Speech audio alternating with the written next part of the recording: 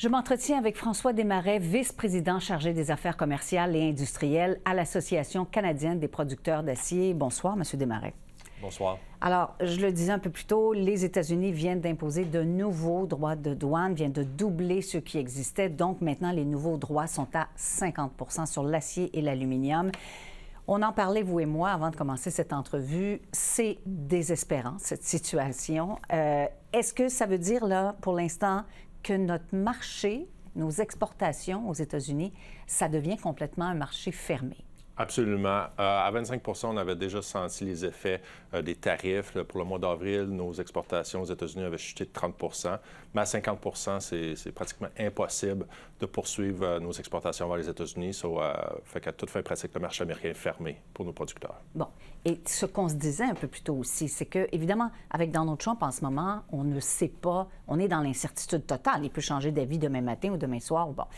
Mais évidemment, le temps joue contre vous parce que ça dépend combien de temps ces tarifs seront en place. En effet, je ne pense pas qu'on puisse attendre à un changement de cap du côté de l'administration américaine ou, comme vous l'avez mentionné, voir le président américain changer d'idée, que ce soit aujourd'hui, demain ou la semaine prochaine. Vous vous attendez pas à ça? On ne demande pas au gouvernement canadien, entre autres, d'attendre que le président Trump change d'idée. Nous demandons au gouvernement canadien, entre autres au ministre des Finances, François-Philippe Champagne, de prendre des mesures aujourd'hui pour aider à soutenir notre industrie, dont, entre autres, de remettre en vigueur les mesures de rétention qui ont été soulevées en avril dernier contre les produits américains, mais aussi de prendre des mesures fortes pour protéger notre marché domestique des pratiques de commerce déloyales auxquelles on fait face quotidiennement dans notre marché. Bon, alors il y a deux aspects là-dedans, deux fronts, je dirais.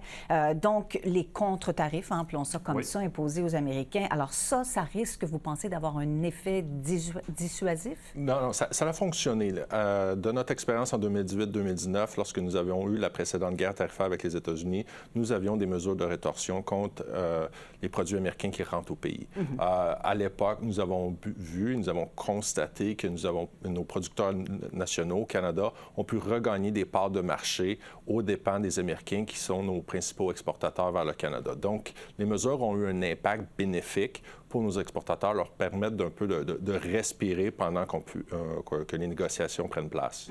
Et donc, l'autre front sur lequel il faut réagir, selon vous, sur lequel il faut agir, c'est le front intérieur. Alors là, donc, au pays, qu'est-ce que vous souhaitez de ce côté-là? Non, évidemment, l'acier est probablement une des commodités qui est les plus contestables ou contestées par des pratiques commerciales déloyales. Pas juste le Canada, mais tous les pays font face à des excès de production, essentiellement qui viennent de la Chine. Donc, on fait face à beaucoup de pression sur les marchés nationaux, faisant face à cet acier dompé qui a été utilisé pour faire du dumping. Et donc, nous demandons au gouvernement fédéral de serrer la vis justement à ces pratiques commerciales déloyales-là, parce qu'au Canada, présentement, seulement 35 % de la consommation d'acier au Canada est de l'acier qui provient du Canada.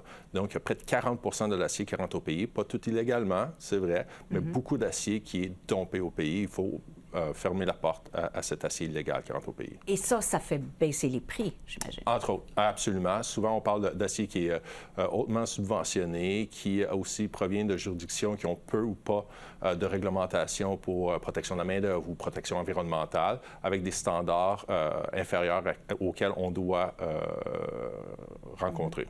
Est-ce que vous avez eu des discussions avec le gouvernement, avec des membres du gouvernement depuis hier là-dessus? Oui, on est en constante communication avec le gouvernement, autant avec les officiels qu'avec les élus, pour leur expliquer l'importance d'agir dès maintenant pour s'assurer que nous ayons toujours une industrie nationale dans les jours et les semaines qui viennent. Alors, est-ce que vous avez confiance? Est-ce que vous avez l'impression que le gouvernement va bouger? Ouais, c'est ça qu'on leur demande. Il y a eu une consultation publique au mois de mars dernier, justement pour demander l'avis de l'industrie sur les mesures qui devraient être prises pour améliorer le marché intérieur. Donc, il est temps maintenant pour le gouvernement d'agir sur ces suggestions-là qui leur ont été soumises au mois de mars-avril dernier. Donc, ils ont fait leur devoir. Ils ont tous les éléments en main pour prendre des mesures pour protéger notre marché national. Et ça, bon, évidemment, on parle là de court terme, bien entendu, mais à long terme, et on en parle depuis longtemps, est-ce que votre industrie peut développer de nouveaux marchés? Parce que c'est pas si évident que ça, développer des marchés ailleurs dans le monde. Malheureusement, malheureusement, ce n'est pas une option pour notre secteur. Le problème principal de l'industrie sidérurgique au niveau mondial, c'est la surcapacité. Donc, on produit trop d'acier à l'échelle mondiale pour la consommation actuelle et le surplus fait en fait que c'est inondé les autres marchés nationaux. Donc, il y a du dumping qui a lieu à travers la planète. Donc, trouver des nouveaux marchés, pour nous, c'est pratiquement impossible pour compétitionner avec justement cet acier illégal à travers la planète.